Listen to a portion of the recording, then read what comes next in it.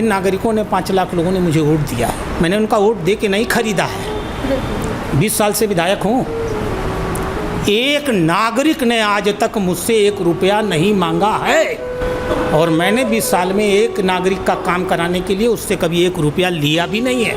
मोहल्लों में आप विश्वास करिए, सफाई की मशीनों के साथ चल करके आगे चल करके जहाँ लोग निकलते नहीं हैं, मैंने अपने हाथों से मशीन लेकर के मोहल्लों को सैनिटाइज करने का काम किया है। और मैं क्या कर सकता हूँ। और हमें विश्वास है कि आने वाले समय में आपका चैनल जो पत्रकारिता का दायित्व है, सत्ता की दलाली नहीं, नागरिकों के लिए संघर्ष, उसको करेगा। नमस्कार, आप देख रहे हैं परफेक्ट न्यूज़ और मैं हूं आपके साथ सुपर्णा।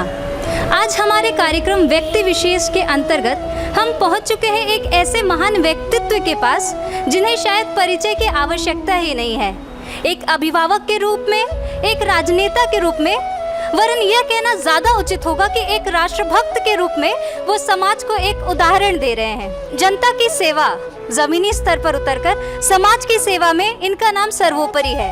आइए बात करते हैं हमारे नगर विधायक डॉक्टर राधा मोहन दास अग्रवाल जी से। इस उम्र में भी सर, आप में इतनी ऊर्जा और इतना ज़्यादा एनर्जी के साथ आप समाज में ज़मीनी स्तर पे उतर के काम करते हैं, तो ये ऊर्जा और ये प्रेरणा स्रोत आपका कहाँ से है सर? देखिए, मैं कोई पहला आदमी नहीं हूँ और मैं कोई अंतिम आदमी नहीं हूँ। मैं किसी बहुत बड़े आदमी का नाम लूँ तो आप ये मत कहिएगा कि मैं उनसे मुकाबला कर रहा हूँ अपना। सिर्फ समझाने के लिए कह रहा हूँ। महात्मा गांधी की प्रेरणा क्या थी? बाल गंगाधर की प्रेरणा क्या थी? शहीद भगत सिंह और राम प्रसाद बिस्मिल की प्रेरणा क्या थी? राम प्रसाद बिस्मिल को यहीं गोरखपुर में फांसी दी गई थी। फांसी के 1 दिन पहले उन्होंने एक कविता लिखी, यदि देश हित में मरना पड़े मुझको सहस्त्रों बार भी, निज कष्ट को निज ध्यान में तो भी न लाऊंगा कभी। हे इस भारतवर्ष में 7 बार मेरा जन्म हो, कारण सदा ही मृत्यु का देशोपकार कर्म हो। मरते बिस्मिल रोशन लहरी अशफाक अत्याचार से, फिर होंगे पैदा सैकड़ों उनके रुधिर की धार से। उनके प्रबल उद्वेग से उद्धार होगा, फिर नाश होगा देश के दुख शोक और लवलेश का। देश की आज़ादी के लिए उन्होंने अपनी फांसी चढ़ी। फांसी के 1 दिन पहले कहा कि भगवान मुझे फिर से पैदा करो, मैं इसी देश में जन्म लेना चाहता हूँ।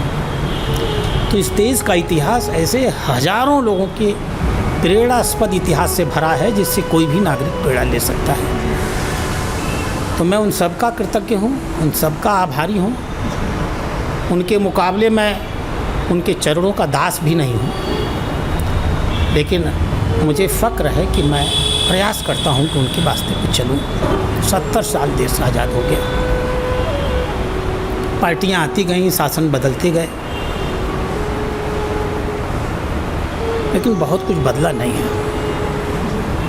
इसलिए क्योंकि इस सिस्टम के खिलाफ जनप्रतिनिधि लड़ नहीं रहे। हमारी लड़ाई राजनीतिक दलों से होनी ही नहीं चाहिए, क्योंकि राजनीतिक दल तो अस्थायी होते हैं। वो शासन में आते हैं 1.5 साल, 2 साल, 5 साल, 10 साल, चले जाते हैं। जैसे मोदी जी आए हैं, कितना काम कर रहे हैं। तो क्या मोदी जी अनंत काल तक भारत के प्रधानमंत्री रहेंगे? कभी एक समय आएगा जब मोदी जी हमारे बीच में नहीं होंगे। इस देश का अधिकारी वर्ग और ब्यूरोक्रेसी उनके हमारे बीच में न होने का इंतजार करेगा, और ज्यों ही मोदी जैसा चरित्र हमारे सामने से ओझल होगा, त्यों ही ये ब्यूरोक्रेसी अपने डंक मार के तैयार हो जाएगी। लड़ाई अधिकारियों और ब्यूरोक्रेसी के संवेदनहीनता के खिलाफ, उनकी अक्षमता के खिलाफ, उनके अहंकार के खिलाफ, उनके भ्रष्टाचार के खिलाफ, उनकी अनियमितता के खिलाफ लगातार चलनी चाहिए। हर जनप्रतिनिधि का ये दायित्व है। मैं इसीलिए लड़ता हूँ। इन नागरिकों ने 5 लाख लोगों ने मुझे वोट दिया है। मैंने उनका वोट दे के नहीं खरीदा है। 20 साल से विधायक हूँ। एक नागरिक ने आज तक मुझसे 1 रुपया नहीं मांगा है, और मैंने 20 साल में एक नागरिक का काम कराने के लिए उससे कभी 1 रुपया लिया भी नहीं है। ये हमारे उनके विश्वास की जोड़ी है।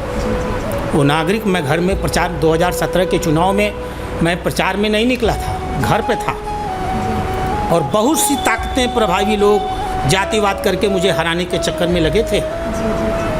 घर बैठ के हमारे नागरिकों ने इस भयंकर भीषण जातिवाद के दौर में अपने इस विधायक को, जिसके अग्रवाल जात के वोट हमारी विधानसभा में 1000 भी नहीं है, उसको 1,22,000 वोट दिया था।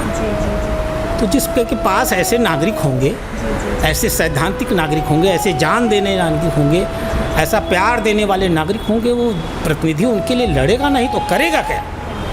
तो हमारे प्रेरणा के सूत्र हमारे 1,22,000 नागरिक हैं जो बिना कुछ लिए, बिना जातिवाद के, बिना मजहबवाद के, बिना किसी स्वार्थ के मजबूती के साथ खड़े होते हैं और लोकतंत्र को सम्मानित करते हैं। मैं उनकी लड़ाई लड़ता हूँ। तो जैसा विधायक जी आपने कहा कि आपके प्रेरणा स्रोत ये नागरिक हैं, तो अभी इन नागरिकों पे एक बहुत बड़ी समस्या आ गई है, जो विश्वव्यापी समस्या कोरोना जो हमारे ऊपर आई है।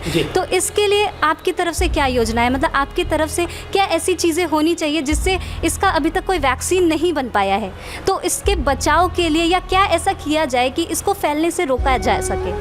देखिए, एक व्यक्ति इसमें अपनी भूमिका गिलहरी की तरह निभा सकता है।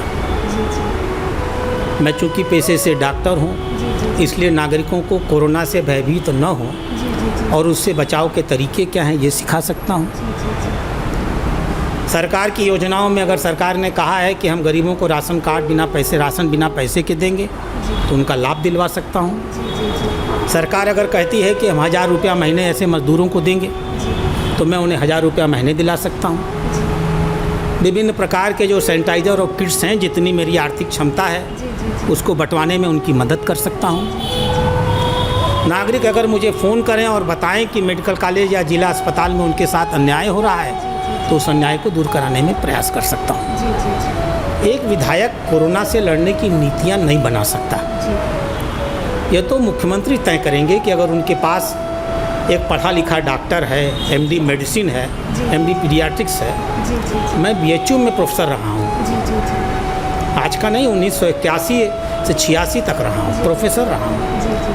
तो सरकार चाहेगी तो मेरी राय मांग सकती है, लेकिन सरकार के पास राय देने वालों की कमी तो है नहीं। तो नीतियाँ तो वो बनाएंगे, हम जनता के बीच में मलहम लगाने का काम करेंगे, उन्हें महसूस कराने का काम करेंगे कि वो अकेले नहीं हैं, हम उनके साथ, उनके आगे खड़े हैं। और हमने वो सब काम किया है, सब काम किया है। मैंने राशन भी दिलवाए हैं, मुफ्त के राशन का वितरण कराया है, खुद अपनी उपस्थिति में कराया है।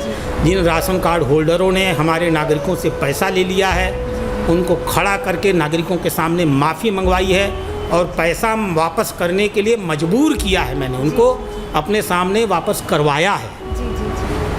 लोगों को 1000 रुपये के पैसे दिलवाए हैं, सैनिटरी किट बंटवाए हैं। मोहल्लों में आप विश्वास करिए, सफाई की मशीनों के साथ चल करके, आगे चल करके, जहाँ लोग निकलते नहीं हैं, मैंने अपने हाथों से मशीन ले करके मोहल्लों को सैनिटाइज करने का काम किया। और मैं क्या कर सकता हूँ?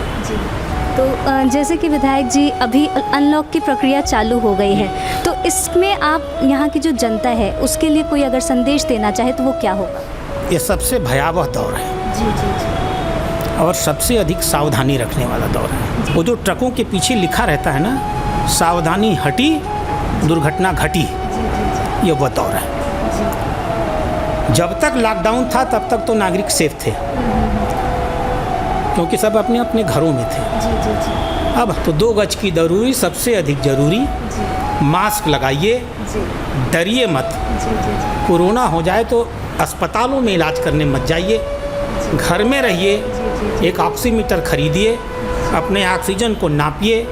अगर वो 95 से कम है, अधिक है, तो चिंता मत करिए, आपको कुछ नहीं होगा। 95 से कम है, आप अपने विधायक राधा मोहन अग्रवाल को फ़ोन करिए, मैं हूँ उनके लिए। 4 साल नया तो होता नहीं। 4 साल का बच्चा, मैं बच्चों का डॉक्टर हूँ, दौड़ने लगता है। 4 साल के बच्चे को कम से कम 2.5 शब्द बोलने आ जाता है जी जी जी और 4 साल का बच्चा अपनी भावनाओं को पूरी तरह व्यक्त करने में सफल होता है। जी जी जी और मैं आपके चैनल को जानता हूँ। जी 4 साल के बच्चे से जितनी उम्मीद की जाती है आप उससे आगे हैं। हमारे यहाँ कहा जाता है कि पूत के पैर पालने में नज़र आते हैं। हम आपके उन पैरों को देख सकते हैं और हमें विश्वास है कि आने वाले समय में आपका चैनल जो पत्रकारिता का दायित्व है, सत्ता की दलाली नहीं, नागरिकों के लिए संघर्ष, उसको करेगा।